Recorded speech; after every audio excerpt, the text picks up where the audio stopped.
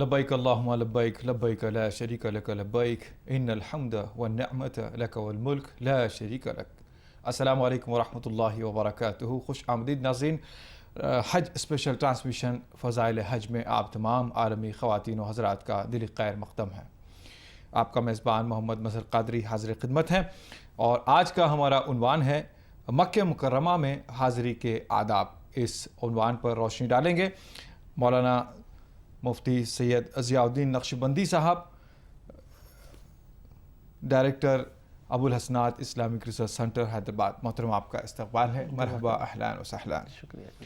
नाज़रीन, आज का जो उन्वान है इससे मुताल्लिक़ हम मालूमात हासिल करेंगे। उन्वान से मुताल्लिक़ सवालात करने के लिए हमारे फ़ोन नंबरात आपके स्क्रीन पर स्क्रॉल हो रहे हैं। इन नंबरात को डायल करके आप बराह रास्त हमारे साथ प्रोग्राम में शामिल हो सकते हैं। आज का जो उन्वान है मक्के मुकर्रमा में हाज़िरी के आदाब, इस मौजू पर रोशनी डालते हैं तमहीदी कलिमात से। मोहतरम, अल्हम्दुलिल्लाहि रब्बिल आलमीन वस्सलातु वस्सलामु अला हबीबिही सय्यिदिल अंबिया व अशरफिल मुरसलीन व अला आलिहि तय्यबीन अत्ताहिरीन व अस्हाबिहिल अकरमीन अल-अफ़दलीन व अला मन अहब्बहुम व तबिअहुम बि इहसान अजमईन इला यौमिद्दीन।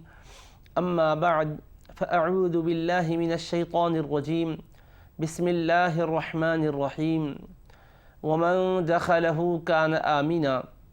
सदक़ल्लाहुल अज़ीम। अस्सलामु अलैकुम वरहमतुल्लाहि वबरकातुहू। वालेकुम अस्सलाम वरहमतुल्लाहि। नाज़रीन किराम, अल्लाह सुब्हानहु व तआला का इरशाद मुबारक है, वमन दखलहु कान आमिना, और जो हरम में दाखिल हुआ वो अमन वाला हो गया। सुभान। तो ये मक्के मुकर्रमा की सरज़मीन बरकतों रहमतों वाली सरज़मीन है। खालिक़ कौनैन ने उसी सरज़मीन पर तमाम इंसानियत के लिए अनवार व बरक़ात का रूहानी मरकज़ काबतुल्लाह शरीफ तामीर करवाया है। सारी इंसानियत उसी मरकज़ अक़ीदत और मोहब्बत से अपना क़ल्बी रिश्ता और ताल्लुक़ रखती है, जिसकी निस्बत रब्बुल आलमीन ने फरमाया व इज़ जअलनल बैत मसाबतल लिन्नासि व अमना। और याद कीजिए इस हमारे फ़ज़्ल व एहसान को कि हमने बैतुल्लाह शरीफ को तमाम इंसानों के लिए बार बार आने का मकाम बनाया और अमन की जगह बनाया। तो अल्लाह तबारक व तआला का जो मुक़द्दस घर बैतुल्लाह शरीफ खाने काबा उस सरज़मीन में है, इस निस्बत से उसको रब्बुल आलमीन ने बड़ी बरकतें रहमतें अता की है और अमन व सलामती का मकाम बनाया है। जो मकाम अमन व सलामती वाला करार दिया गया है, वहाँ जाने वाले के लिए भी कुछ आदाब बतलाए गए हैं, कुछ उस पर अहकाम मुरतब किए गए हैं कि जिसकी वो रियायत करके अल्लाह की रहमतों को पा सकता है। मिन जुमला उन आदाब के ये है कि वो मुक़द्दस हरम की सरज़मीन कि जहाँ पर किसी शिकार को और किसी परिंदे को किसी किस्म की अज़ियत दी जाए, इसकी इजाज़त नहीं है। हद तो ये है कि जो दरख्त कुदरा है उनको भी काटने की इजाज़त नहीं है, तोड़ने की इजाज़त नहीं है। नबी पाक सल्लल्लाहु तआला अलैहि वसल्लम ने बतलाया कि अमन का मुकाम है, इसके तमाम तक़द्दुस और हुर्मतों का पास व लिहाज रखा जाए। और जो उम्रा और हज के इरादे से उस मुक़द्दस सरज़मीन में जाता है, उसके लिए सबसे पहला अदब तो ये बतलाया गया कि वो मीक़ात पर से एहराम बांध कर जाए और वो सरज़मीन मुक़द्दस के हुदूद जब शुरू हो रहे हों तो वो अल्लाह तबारक व तआला की बारगाह बेकस पनाह में नियाज़मंदियों का नजराना पेश करते हुए बड़े अदब व एहतराम के साथ तज़र्रो व ज़ारी के साथ यूँ अर्ज़ गुज़ार हो, अल्लाहुम्मा इन्ना हाज़ा हरमुक फ़जअलहु ली विक़ायतम मिनन नार व अमानम मिनल अज़ाब। ए अल्लाह, बिलाशुबा ये तेरा हरम है, तो इसको मेरे लिए दोज़ख से रिहाई और अज़ाब से छुटकारे का ज़रिया बना दे। इंशाअल्लाह फिर उसके अहकाम और आदाब हम अर्ज़ करते रहेंगे जैसे भी सवालात मौसूल होंगे। शुक्रिया मुफ्ती साहब। नाज़रीन, आइए चलते हैं अपने पहले कॉलर्स को शामिल करते हैं प्रोग्राम में। देखते हैं कौन लाइन पर है। अस्सलाम वालेकुम। अस्सलाम वालेकुम। वालेकुम सलाम व रहमतुल्लाह। कौन साहिबा, कहाँ से? जी, मैं बेगूसराय से बोल रही हूँ। जी बताइए, सवाल बताइएगा। जी, मेरा नाम सफीना है। जी बताइए सफ़ीना, सवाल बताइएगा। जी, मैं ये जान सकती हूँ कि मेरे पास अभी मतलब पैसा नहीं है और मैं हज करना चाह रही हूँ, तो इसके लिए क्या करना चाहिए? ٹھیک ہے، استطاعت نہ ہو تب حج کیسے کر سکتے ہیں، کرنا چاہیے نہیں چاہیے، انشاءاللہ بتاتے ہیں آپ کو. بہت شکریہ بہن، آپ نے ہمیں جوائن کیا بیگوسرائے سے. انشاءاللہ آپ کے سوال کا جواب جانیے گا. ناظرین، وقفے کے بعد پھر سے آپ کا خیر مقدم ہے حج اسپیشل ٹرانسمیشن فضائل حج پروگرام میں. آج کا عنوان ہے مکہ مکرمہ میں حاضری کے آداب. ہمارے ساتھ مہمان محترم مفتی سید ضیاء الدین نقشبندی صاحب تشریف فرما ہیں، اور اسی کے ساتھ ساتھ نعت گو نعت خواں جناب آغا سروش صاحب بھی تشریف فرما ہیں. حضرت آپ کا استقبال ہے، مرحبا، اہلا وسہلا. ناظرین، بریک کے بعد پروگرام میں تھوڑی سی تبدیلی آئی ہے، اور ہم درخواست کرتے ہیں کہ جناب آغا سروش صاحب سے کہ حمد باری تعالیٰ پیش فرمائیں.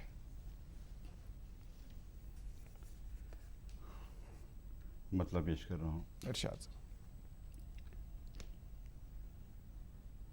بیان ہو نہیں سکتی عنایتیں اس کی، بیان ہو نہیں سکتی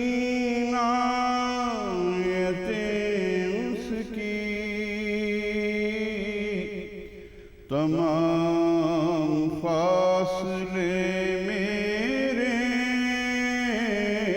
ہیں قربتیں اس کی، تمام فاصلے میرے ہیں قربتیں اس کی. نماز کیوں نہ ہو معراج آدمی کے لیے، نماز کیوں نہ ہو معراج آدمی کے لیے، سمیٹ لیتے ہیں سجدے مسافتیں اس کی، سمیٹ لیتے ہیں سجدے مسافتیں اس کی. ملے نہ اذن تو بادل برس نہیں سکتے، ملے نہ اذن تو بادل برس نہیں سکتے، ہوائیں چلتی ہیں لے کر اجازتیں اس کی، ہوائیں چلتی ہیں لے کر اجازتیں اس کی. وہ چونٹیوں کی بھی آواز پاک کو سنتا ہے، وہ چونٹیوں کی بھی آواز پاک کو سنتا ہے، محیط ارض و سما ہے سماعتیں اس کی، محیط ارض و سما ہے سماعتیں اس کی. ملال کیوں ہو مجھے اپنی بے مکانی کا، ملال کیوں ہو مجھے اپنی بے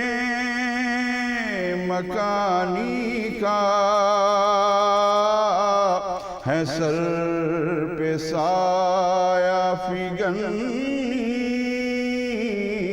لگوں چھتیں اس کی ہے سر پہ سایہ فگنی لگوں چھتیں اس کی. شعر دیکھیے. نہ ایک دانے سے 100 دانے بارور ہوتے، نہ ایک دانے سے 100 دانے بارور ہوتے. اگر زمین میں ہوتی نہ برکتیں اس کی، اگر زمین میں ہوتی نہ برکتیں اس کی. اور یہ شعر بھی. نبی وہ عالم، نبی سے ہے اتنا پیار اسے، درود پاک میں رہتی ہے شرکتیں اس کی. صلی اللہ علیہ وسلم، صلی اللہ علیہ وسلم. بہت خوب، ماشاءاللہ. ناظرین آئیے چلتے ہیں کالرز کی جانب، دیکھتے ہیں کون لائن پر ہیں. السلام علیکم.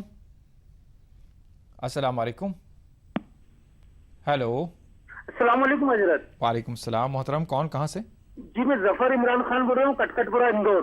جی ظفر صاحب بتائیں کیا سوال ہے؟ پہلا تو آپ لوگوں کو بہت بہت مبارکباد. بہت شکریہ، بہت شکریہ. آپ اتنا اچھا پروگرام چلاتے ہیں الحمدللہ. جی. اور آپ سے یہی التجا ہے کہ یہ قوم میں اختلاف ہے جی. کہ ہمارے ایریا کے کچھ لوگ کہتے ہیں کہ وہاں جا کے نماز امام کے پیچھے نہیں پڑھنا چاہیے. جی. تو یہ اختلافات دور کر دیے. میرے والد صاحب پچھلے سال حج کرنے گئے تھے، جی. تو کتنے لوگ کہتے تھے کہ ان کے پیچھے لگا، لیکن ہم نے تو تاکید کر دی تھی کہ کعبے میں امام کے پیچھے ہی نماز پڑھی جائے. جی جی جی. کم سے کم وہ اختلافات اندور میں یا اپنے ملکوں میں رہ جائے، کعبے میں تو کم سے کم سب امام کے پیچھے نماز پڑھیں. ٹھیک ہے، انشاءاللہ واضح کر دیتے ہیں. بہت شکریہ. انشاءاللہ بہت شکریہ، آپ نے ایک بہت ہی اہم بات پر توجہ دلوائی. انشاءاللہ دیگر کالر کو شامل کرتے ہیں. السلام علیکم. وعلیکم السلام. محترم کون، کہاں سے ہیں؟ جی میں منصور ہریہر کرناٹکا سے بات کر رہا ہوں. مسرور صاحب علی گڑھ سے. جی ہریہر کرناٹکا سے. جی بتائیے محترم، سوال بتائیے. میرا سوال تھا قربانی کے جانور کے بارے میں، جو کہ ہم گائے یا بیل قربانی دیتے ہیں، وہ لگ بھگ کتنا، 1 سال یا 2 سال، کتنے سال کا ہوتے ہیں؟ ٹھیک ہے انشاءاللہ بتاتے ہیں. قربانی کا جانور کیا عمر کا ہو، انشاءاللہ بتاتے ہیں. بہت شکریہ، آپ نے ہمیں جوائن کیا کرناٹکا سے. انشاءاللہ آپ کے سوال کا جواب جانے گا. دیگر کالر بھی لائن پر ہیں. السلام علیکم. ہیلو. السلام علیکم. چاہ رہے ہیں کہ ممی پاپا حج کر چکے ہیں، ساس سسر کے نام سے حج بدل کر سکتے ہیں کہ نہیں؟ وہاں سنا ہے کہ رکاوٹ ہو رہی ہے، گورنمنٹ رکاوٹ کر رہی ہے. حج بدل سے متعلق آپ کا سوال ہے. ممی پاپا حج کر چکے ہیں، ساس سسر کے لیے حج کرنا چاہتے ہیں؟ جی حج بدل کرنا چاہتے ہیں. ٹھیک ہے انشاءاللہ بتاتے ہیں. بہت شکریہ بہن، آپ نے ہمیں جوائن کیا. انشاءاللہ آپ کے سوال کا جواب جانے گا. ناظرین بریک پر جانے سے پہلے جو سوال آیا تھا، بہن صاحبہ نے سوال کیا تھا کہ بیگوسرائے سے استطاعت نہ ہونے پر حج سے متعلق انہوں نے کہا، تو مفتی صاحب سے درخواست ہے کہ استطاعت نہ ہونے پر حج کا کیا اہمیت رہتی ہے، یا کیا لاگو ہوتا ہے، نہیں ہوتا ہے، یا جو استطاعت نہ ہو پھر بھی حج کی خواہش رکھتا ہے وہ کیا کرے؟ اللہ تبارک و تعالیٰ کا ارشاد ہے، اعوذ باللہ من الشیطان الرجیم، بسم اللہ الرحمن الرحیم، وَلِلَّهِ عَلَى النَّاسِ حِجُّ الْبَيْتِ مَنِ اسْتَطَاعَ إِلَيْهِ سَبِيلًا. اور اللہ کی رضا کے لیے بیت اللہ شریف کا حج کرنا ان کے ذمے ہے جو اس تک پہنچنے کی استطاعت رکھتے ہوں. تو اللہ پاک استطاعت رکھنے والوں پر حج کو فرض فرمایا ہے. اور اللہ پاک کا یہ بھی ارشاد ہے، لا یکلف اللہ نفسا الا وسعها. اللہ تبارک و تعالیٰ کسی بندے پر اس کی طاقت سے زائد بوجھ نہیں ڈالتا.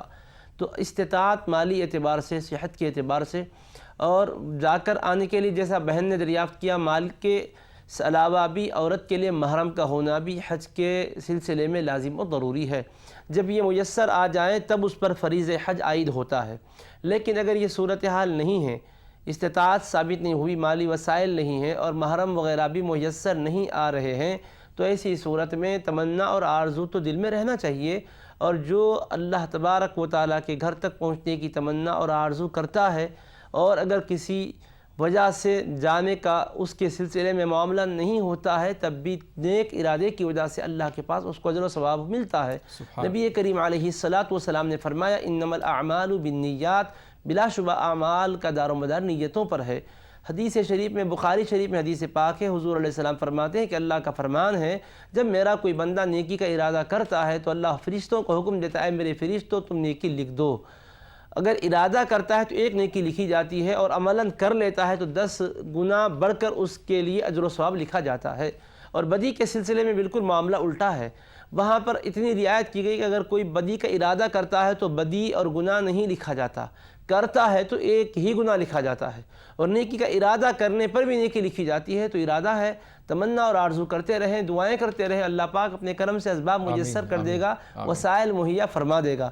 لیکن کسی وجہ سے نہ بھی جانا ہو سکے تو یہ کیا کم سعادت کی بات ہے کہ اللہ نے اپنے دل میں اپنے گھر کی طرف اشتیاق کا جذبہ رکھا ہے، یہ بھی بہت بڑی نعمت اور دولت ہے۔ سبحان اللہ، ماشاء اللہ۔ دیگر سوال آیا تھا، تھوڑا سا بہت عام ہے یہ سوال، ظفر بھائی نے سوال کیا ہے کہ کعبۃ اللہ کے امام کا جو اختلاف ہے، مسالک کے اختلاف ہے یا جو بھی غلط فہمیاں لوگوں کے ذہنوں میں پائی جاتی ہے، تھوڑا سا اسے واضح فرما دیں۔ دیکھیے، ایک بات پہلے تو بنیادی طور پر تمام اہل اسلام کو سمجھ لینی چاہیے کہ جو فقہ حنفی ہے، فقہ شافعی ہے، فقہ مالکی ہے، فقہ حنبلی ہے، یہ ائمہ کرام میں جو آپس میں فقہی تحقیقی اختلافات ہیں، یہ اختلافات ذات کے لیے نہیں ہیں اور اپنی شخصیت کے لیے نہیں ہیں، بلکہ یہ نبی پاک علیہ السلام کی احادیث شریفہ میں جو مختلف اقوال ملتے ہیں، کبھی حضور پاک علیہ السلام نے کوئی عمل کیا، بعد ازاں وہ عمل آپ علیہ السلام نے نہیں کیا،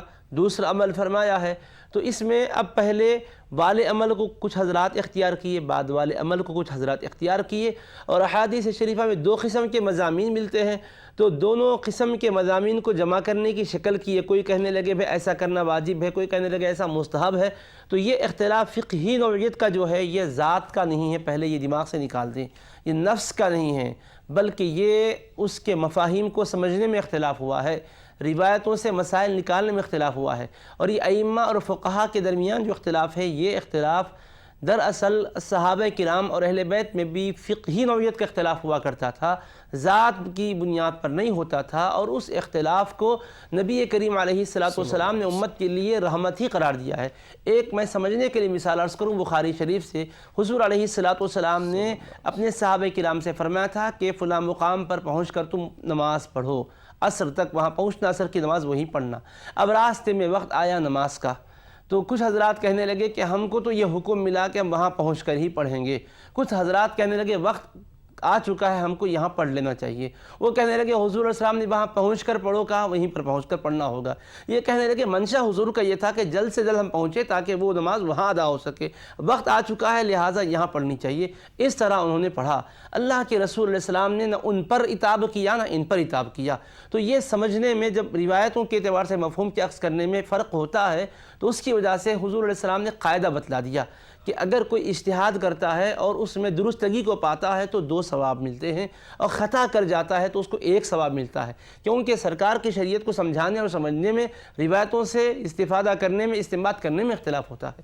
تو یہ اختلاف ذات کا نہیں ہے، پہلے اس کو اختلاف کی نوعیت کو سمجھنا چاہیے۔ جب اختلاف ذات کا نہیں ہے تو ان میں فقہی قسم کا اختلاف ہے، مثلا رفع یدین کرنا، تکبیر تحریمہ کے وقت میں جب ہاتھ ہم اٹھاتے ہیں تو اس وقت تو سب متفق ہے کہ اٹھانا چاہیے، اب اس کے بعد رکوع میں جاتے وقت، رکوع سے اٹھتے وقت اٹھانے کے بارے میں، یہ آمین زور سے پڑھنے اور آہستہ پڑھنے کے بارے میں، یہ امام کے پیچھے قرات زور پڑھیں یا نہ پڑھیں اس کے بارے میں، یہ اختلاف دراصل 2 قسم کی روایتیں آتی ہیں۔ کچھ حضرات نے وہ روایت کو لیا جس میں رکوع میں جاتے اور رکوع سے اٹھتے وقت رفع یدین کرنے کا ذکر ہے، کچھ حضرات نے اس روایت کو لیا جس میں حضور نے منع فرما دیا، پہلے وہ عمل تھا، وہ منع والے عمل کو وہ لوگ کہنے لگے پہلے منع کیا، پہلے اجازت تھی اب منع کر دیا، منع کا جب حکم آ گیا تو نہیں کرنا چاہیے. کہتے ہیں کہ حضور نے کیا تو تھا.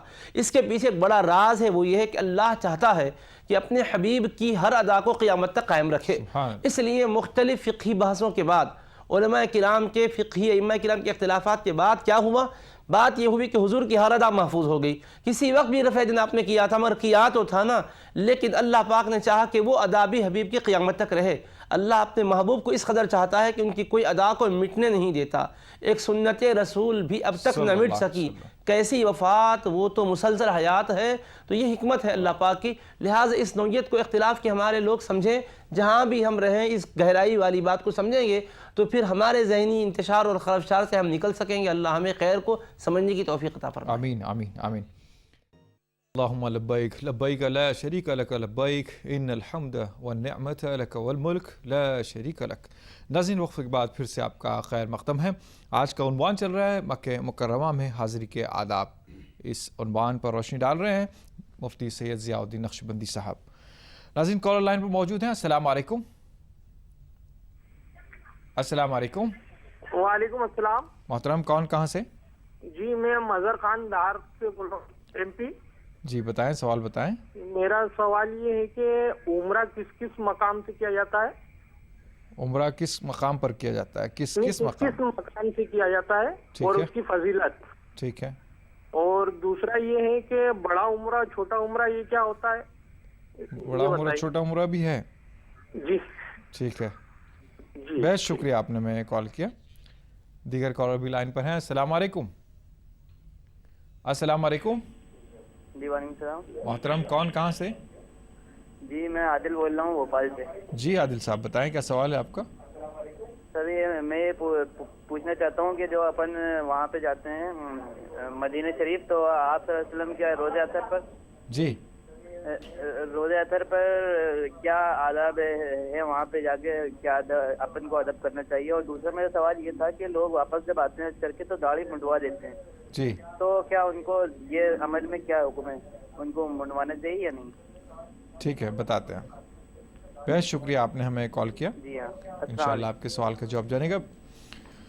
سوال تھا مولانا دیگر سوال کے جانور، قربانی کا جانور چاہے وہ جو بھی جانور ہو اس کی عمر کیا ہو، تو اس کے جو مختلف جانوروں کی جو عمریں ہوتی ہیں وہ بتا دیں. دیکھیے ایک تو دمبا ہے. دمبے کے سلسلے میں یہ بات واضح طور پر بتلا دی گئی ہے کہ اگر وہ 6 ماہ کا بھی ہو لیکن اس قدر فربا ہے کہ 1 سال کے جانور کے برابر نظر آتا ہو تو شرعاً اس کی قربانی درست ہے. اس کے علاوہ بکریاں وغیرہ سب 1 سال کے ہونا چاہیے. اور جو بڑا جانور ہمارے عرف میں کہتے ہیں بیل ہے، بھینس وغیرہ ہے، تو یہ 2 سال کے ہونا لازمی ہیں. اور اونٹ ہو تو پھر وہ 5 سال کا ہو. اس طرح کی تفصیل ہے. انشاءاللہ تعالی مزید اس کی تفصیلات پھر جیسے بھی سوالات موصول ہوں گے بتلائیں گے، کیونکہ حج سے متعلق گفتگو چل رہی ہے تو زیادہ تر گفتگو ہماری حج پر ہو رہی ہے. مولانا ایک سوال ہے، بہن صاحب نے سوال کیا تھا حج بدل سے متعلق. والدین حج کر چکے ہیں اور ساس سسر کے سے کا حج بدل کرنا چاہتے ہیں، کچھ اس طرح کا سوال بتا رہے تھے. حج بدل کیسے ہو، کون کر سکتا ہے، کن حالات میں بتائیں. جس پر حج فرض ہو چکا ہو اور وہ زندگی میں اب اس کیفیت کو پہنچ چکا ہے کہ وہ سفر کرنے کے موقف میں نہیں ہے، بیمار ہے، صحت اس کی ساتھ نہیں دے رہی ہے، تو اس پر لازم ہے کہ وہ اپنے حین حیات اپنی طرف سے کسی کو اپنا حج کرنے کے لیے روانہ کر دے. ایسا شخص اگر نہیں کیا اور دنیا سے وہ فوت ہو گیا تو فرض حج کا تاریک ہو کر وہ دنیا سے گیا ہے. تو اب ایسی صورت میں وہ وصیت کر گیا ہے تو پھر اس کی وصیت کے 1/3 حصے میں چونکہ وصیت جاری ہوگی تو اس کے بقدر جو رقم ہوگی وہ جہاں سے بھی حج ہو سکتا ہے کرا دیا جائے گا. یا ورثہ اس کے حق میں رضامندی سے اس بات کو چاہتے ہیں کہ ان کی طرف سے حج ادا ہو جائے اور وہ اس طرح کا اہتمام کرتے ہیں تو یہ بھی سعادت کی بات ہوگی، ان کا حج ادا ہو جائے گا. اور وصیت وہ نہیں کر کے چلے گئے تھے. اب جو بھی خاندان میں دنیا کے اندر رہ رہے ہیں وہ چاہتے ہیں کہ اپنے مرحوم کا حج ادا کریں تو یہ اپنی طرف سے ادا کریں گے تو یہ حج بدل بھی ان کے لیے باعث اجر و ثواب ہوگا اور مرحوم کی طرف سے امید کرتے ہیں کہ اللہ تبارک و تعالیٰ اس کو قبول فرما لے.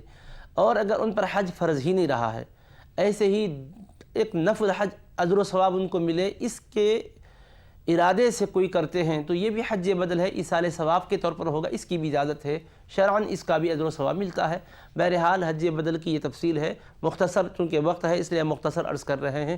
اللہ تبارک و تعالیٰ ان لوگوں کو بھی جزائے خیر دے جو دنیا سے فوت شدہ لوگوں کی طرف سے حج کروانا چاہتے ہیں، کرنا چاہتے ہیں، اور جو دنیا سے گزر چکے جن کی طرف سے کیا جا رہا ہے اس کو اللہ ان کی طرف سے قبول فرما لے۔ آمین آمین۔ محترم آغا سروش صاحب سے درخواست ہے کہ نعت پاک پیش فرمائیں۔ نعت شریف کا مسئلہ ہے۔ یہ جو نالین نبی کے قدم پاک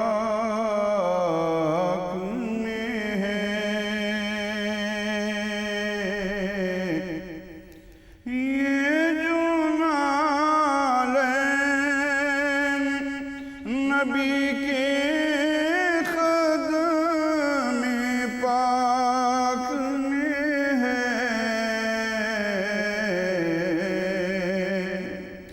اس کی رفعت کا بیان محفل افلاک میں ہے، اس کی رفعت کا بیان محفل افلاک میں ہے، غنچہ و گل کے لباسوں میں ہے وہ بات کہاں، غنچہ و گل کے لباسوں میں ہے وہ بات کہاں، جو تیرے جسم کی اتری ہوئی پوشاک میں ہے،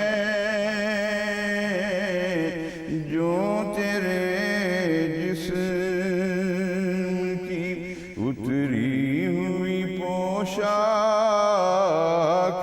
میں ہے۔ اور دیکھیے، شہد جنت کو بھی حاصل نہیں وہ شیرینی،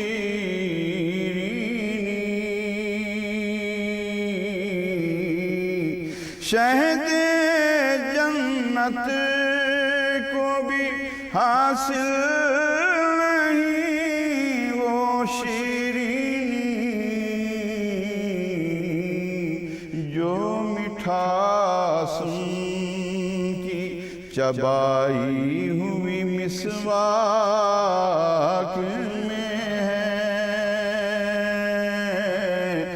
جو مٹھاس کی چبائی ہوئی مسواک میں ہے،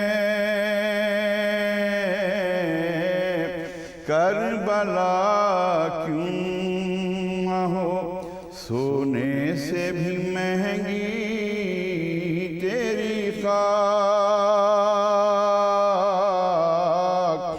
کربلا کیوں نہ ہو سونے سے بھی مہنگی تیری خاک،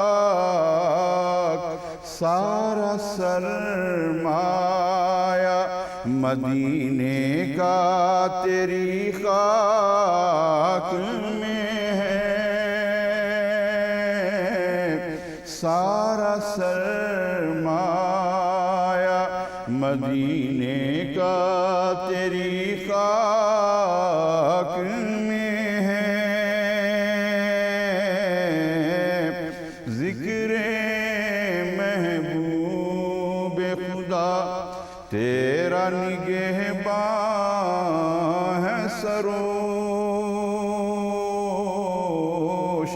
ذکر محبوب خدا تیرا نگہباں ہے سروش،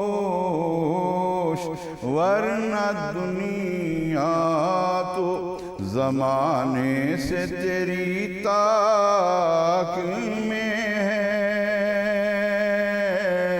ورنہ دنیا تو زمانے سے تیری طاق میں ہے۔ یہ جو نالین نبی کے قدم پاک میں ہے، اس کی رفعت کا بیان محفل افلاک میں ہے۔ اس موضوع پر ہم بات کر رہے ہیں۔ بریک پر جانے سے پہلے جو سوالات تھے انشاءاللہ ان کے جواب جانے گا۔ دیگر کالر بھی لائن پر موجود ہیں۔ السلام علیکم۔ السلام علیکم۔ السلام صاحب۔ محترم کون کہاں سے؟ ہاں میں ریجو سے بات کر رہا ہوں۔ بتائیے سوال بتائیے۔ ہاں حاجی لوگوں کو احرام شریف کہاں سے بننا؟ احرام احرام کہاں بننا؟ کیا مکان سے بننا ہے یا ریلوے اسٹیشن سے بننا ہے یا ایئرپورٹ پہ بننا؟ ٹھیک ہے ٹھیک ہے بتاتے ہیں آپ کو۔ بہت شکریہ محترم، ان سوالات کے جواب عطا فرمائے۔ سب سے پہلا سوال کا جواب یہی رہتا ہے احرام کس مقام سے بنا جائے؟ دیکھیے احرام تو اصل میں میقات پر باندھنا ہے، اور بغیر احرام کے میقات سے گزرنا درست نہیں ہے، لیکن میقات واقع ہے ایسے سفر میں کہ جہاں سے آپ گزرتے ہیں، ہوائی جہاز سے گزرتے ہیں اور آپ کو پتہ بھی نہیں چلتا، پتہ چلے بھی تو آپ اس وقت باندھ نہیں سکتے ہیں، اس لیے اس سے پہلے باندھنا ہوتا ہے۔ اب اس میں 3 آپشن ہیں آپ کو، یا جیسے آپ کہہ رہے ہیں گھر پر باندھیں، یہ بھی جائز ہے، یا پھر ریلوے اسٹیشن پر یا جس اسٹیشن سے بھی آپ جا رہے ہیں اس پر باندھیں، یہ بھی جائز ہے، یا پھر ایئرپورٹ پر پہنچ کر باندھیں، یہ جائز ہے۔ تینوں میں بھی گنجائش ہے، لیکن آپ اگر ایئرپورٹ پر سہولت پاتے ہوں تو ایئرپورٹ پر باندھ لیں۔ آپ ریلوے اسٹیشن کا تذکرہ کیے تو معلوم یہ ہوتا ہے کہ ایئرپورٹ تک آپ جہاں واقع رہتے ہیں وہاں ایئرپورٹ واقع نہیں ہے، آپ کو سفر کر کے ٹرین سے ایئرپورٹ تک جانا ہوتا ہے۔ تو اس صورت میں گھر سے اگر آپ باندھیں یا ریلوے اسٹیشن سے باندھیں تو کافی آپ کو فاصلے تک باندھے ہوئے رہنا ہوتا ہے، تو گنجائش ہے آپ ایئرپورٹ پر پہنچ کر بس سہولت باندھ لیں، یا جس جگہ ایئرپورٹ واقع ہے اگر وہ شہر میں آپ کے کوئی عزیز و اقربا رہتے ہوں تو ان کے گھر سے باندھیں۔ اگر ایسی سہولت وہاں ایئرپورٹ پر نہیں ہے تو پھر اپنے گھر ہی سے آپ غسل کر کے احرام کی چادریں پہن کر چلیں، لیکن نیت نہ کریں۔ نیت آپ اس وقت کریں جبکہ ایئرپورٹ پر پہنچ کر مکمل طور پر کارروائیوں سے فارغ ہو جائیں، امیگریشن سے گزر جائیں، جب آپ فلائٹ میں بیٹھنے کا وقت آ رہا ہو تب 2 رکعت نماز وہاں پڑھ کر نیت کر لیں۔ لیکن یہاں بھی کبھی کبھی ٹیکنیکی پرابلم کی وجہ سے جہاز اور پرواز میں رکاوٹ آتی ہے، 1-2 دن بھی بعض وقت رکنا پڑتا ہے، تو ایسی صورت میں سب سے بہتر یہ ہے کہ جہاز پر آپ جب بیٹھ جائیں، پرواز جب شروع ہو رہی ہو جہاز کی، تو اس وقت نیت کر کے فوراً لبیک پڑھ لیں۔ مگر یاد رکھیے گا یہ بہت سی غلطیاں کثرت سے ہو رہی ہے کہ نیت کرتے ہیں اور لبیک پڑھنا بھول جاتے ہیں۔ یہ بہت سے ایسے بھی لوگ ہیں جن کو لبیک یاد نہیں ہے۔ لبیک کلمات کو یاد کر لیں، لبیک اللہم لبیک، لبیک لا شریک لک لبیک، ان الحمد والنعمت لک والملک لا شریک لک۔ ان کلمات کو 3 مرتبہ پورے کے پورے لبیک کی کلمات کہیں گے بآواز بلند، تب آپ نیت کر کے احرام میں داخل ہونے والے قرار پائیں گے، اس کا خیال کریں۔ جی صاحب، دیگر یہ کہ عمرہ کن کن مقامات پر کیا جاتا ہے، یہ مقامات عمرہ کون سے ہیں اور اس کی فضیلت کیا ہے؟ دیکھیے عمرے کے اندر بنیادی طور پر یہ ہے کہ احرام آپ باندھ کر وہاں پہنچتے ہیں، خانہ کعبہ کا طواف ہوتا ہے، 7 پھیرے پھرتے ہیں آپ، اس کے بعد 2 رکعت نماز ادا کرتے ہیں واجب الطواف۔ یہ ایک مقام ہے عمرے کا کہ جہاں خانہ کعبہ کا طواف کرتے ہیں۔ دوسرا مقام کیا، دوگانہ طواف کے بعد کا پڑھتے ہیں مقام ابراہیم کے پیچھے یا پورے حرم میں سہولت سے کہیں بھی آپ پڑھ سکتے ہیں۔ اس کے بعد صفا اور مروہ کی سعی کرنی ہوتی ہے، صفا سے نیت کر کے سعی شروع کرتے ہیں، مروہ تک جاتے ہیں، 1 پھیرا ہوتا ہے، مروہ سے صفا پر آتے ہیں 2، اس طرح سے مروہ پر 7واں پھیرا کمپلیٹ ہو جاتا ہے۔ یہ عمرے کے مقامات ہیں۔ اس کے بعد آپ اپنے سر کے بال منڈوا لیں، خواتین بال تو منڈوا نہیں سکتی، وہ چوٹی کے آخری حصے سے 1 انگل کے بال کٹوا لیں گی، مکمل بال 1 پور کے برابر کٹوا لیں گی، یہ زیادہ بہتر ہے۔ اس طرح عمرہ ادا ہوگا، یہ عمرے کے مقامات ہوں گے۔ چھوٹا عمرہ اور بڑا عمرہ؟ چھوٹا عمرہ اور بڑا عمرہ یہ ہمارے عرف میں ہے، ورنہ شرعی اعتبار سے عمرہ عمرہ ہے، اس میں چھوٹا اور بڑا کچھ نہیں ہے۔ وہ کیسے ہے کہ حضرت عائشہ رضی اللہ عنہ کی جو مسجد ہے، مسجد سیدتنا عائشہ رضی اللہ عنہ جو تنعیم میں ہے، وہاں سے جو احرام باندھ کر آتے ہیں اس کو چھوٹا عمرہ کہتے ہیں۔ جو مسجد جعرانہ میں ہے، جو اس سے کچھ اور فاصلے پر ہے، وہ چونکہ فاصلہ طویل ہے اس کو عام طور پر لوگ بڑا عمرہ کہتے ہیں، ورنہ ایسا نہیں ہے۔ مسافت خواہ کم ہو یا زائد، حرم کے حدود سے باہر جا کر ہی آپ کو نیت احرام باندھ کر نیت کر کے آپ کو آنا ہوتا ہے. مسافت کے قلیل اور کبیر ہونے کی وجہ سے، کم اور زائد ہونے کی وجہ سے چھوٹا اور بڑا عمرہ یہ ہمارے لوگوں کے درمیان عرف میں رواج چل پڑا ہے، ورنہ شرعی اعتبار سے صغیر اور کبیر کی عمرے کے اندر کوئی اصطلاح نہیں ہے. سب عمرے ثواب کے اعتبار سے برابر ہے، آپ اس کا اہتمام کریں. بہت شکریہ مفتی صاحب.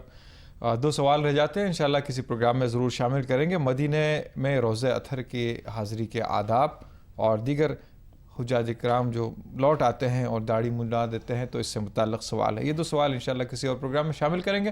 بہرحال ناظرین، پروگرام اختتام پذیر ہوتا ہے. بہت شکریہ آپ کے کالز کا، آپ کی ہمت افزائی کا. ہم اپنے مہمان محترم کا بھی شکریہ ادا کرتے ہیں، جزاک اللہ خیر، اور درخواست کرتے ہیں اپنے مہمان نعت خواں صاحب سے کہ ایک مختصر سی نعت پیش فرماتے چلیں.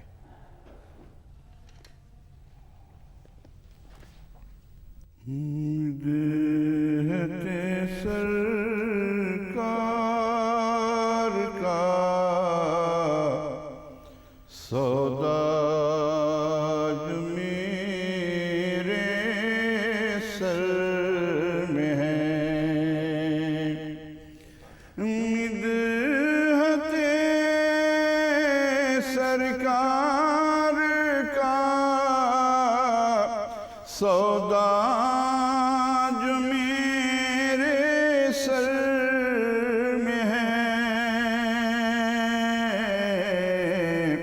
ہر غرور تاج سلطانی میری ٹھوکر میں ہے، ہر غرور تاج سلطانی میری ٹھوکر میں ہے. ایک شب میں بھی بنوں شمع مزار مصطفیٰ، ایک شب میں بھی بنوں شمع مزار مصطفیٰ،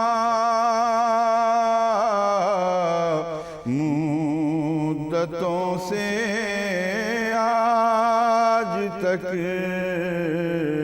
سورج اسی چاکر میں ہے، مدتوں سے آج تک سورج اسی چاکر میں ہے، مدتوں سے آج تک سورج اسی چاکر میں ہے. کیوں نہ پھر پٹکا نکل آئے کمر سے یا نبی، کیوں نہ پھر پٹکا نکل